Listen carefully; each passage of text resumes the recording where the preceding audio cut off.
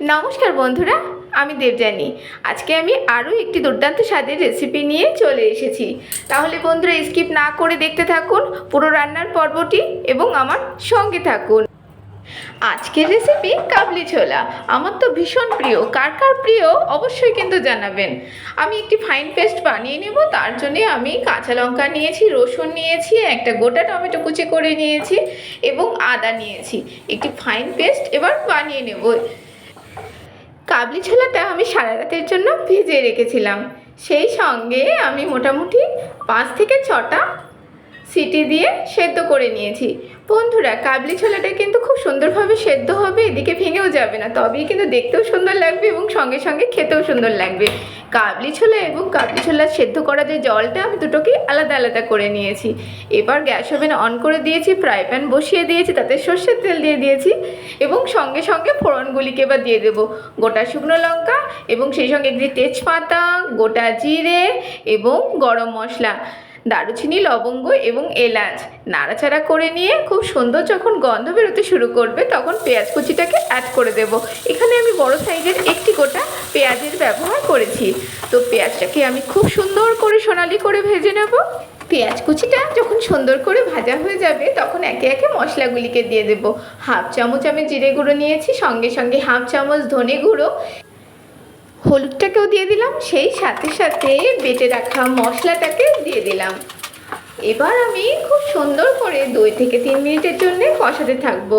সেই সঙ্গে সঙ্গে মশলার বাটিতেও অনেকটা মশলা লেগেছিল, সেই জন্য তাতে একটু জল দিয়ে সেই জলটাকেও আমি দিয়ে দিলাম। তো এবার আমি খুব সুন্দর করে কষিয়ে নেব। আবারও মোটামুটি 2-3 মিনিটের জন্য কষিয়ে নেব, কারণ এটা আমার তো ছোলা সেদ্ধ করাই আছে। আর সেই সঙ্গে মশলাটা যত ভালো করে কষানো হবে এই রান্নাটি কিন্তু তত সুন্দর খেতে হবে বন্ধুরা।